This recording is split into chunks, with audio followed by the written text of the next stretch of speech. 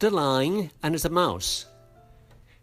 A lion asleep in his lair was wakened by a mouse running over his face.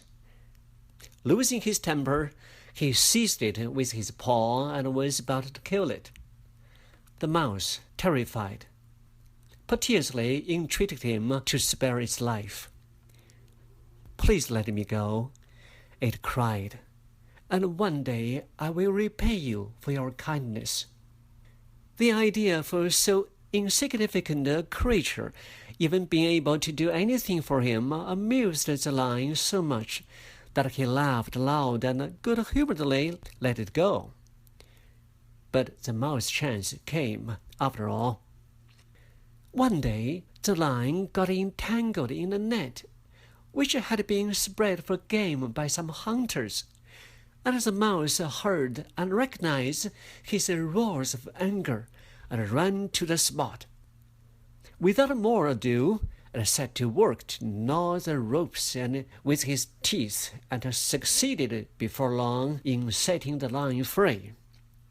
"There," said the mouse, "you laughed at me when I promised I would repay you, but now, you see, even a mouse can help a lion."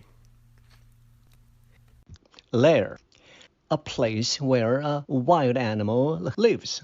Den. The fox lair was in a hole under the ground. Temper, a usual state of mind, control of the emotions. John lost his temper and stormed out of the house.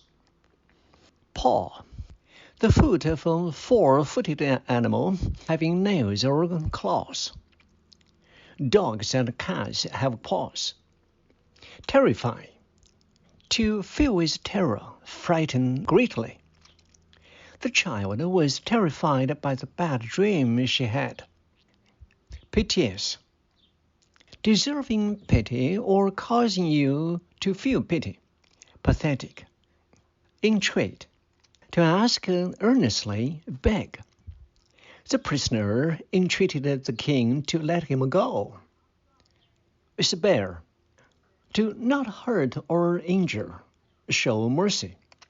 He tried to spare her feelings by not telling her what a poor job she had done. Insignificant, having little or no importance or meaning. She spent an insignificant amount of money on the decoration for the party. Creature, a living person or animal. Deer, bears, and wolves are creatures of the forest. Amuse, to make pleased or happy. When something amuses us, we usually laugh or smile. The silly clowns at a circus amused the children. Good-humored, in a good mood, good-tempered. Entangle, to catch in a tangle or net. The kitten entangled its claws in the yarn. Spread, to open wide or stretch out. We spread the blanket on the sand. The bird spread its wings and flew away. Recognize, to know that you have seen or heard about a person or thing before. I hardly recognized that boy because he had grown to much taller since I last saw him. Roar, to make a loud, deep sound or cry. The lion roared. The motor roared when it started. The sport car roared down the street. Spot, a place. The park is a pleasant spot for a picnic. Without more ado, without delaying, immediately. Gnaw, to bite again and again so as to wear away little by little. The dog gnawed the bone. A honey badger quickly gnawed a hole through the fence. From this fable, we've learned one truth. No act of kindness, no matter how small, is ever wasted. The Lion and the Mouse.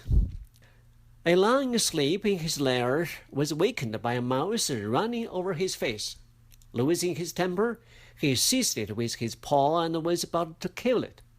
The mouse, terrified, piteously entreated him to spare its life.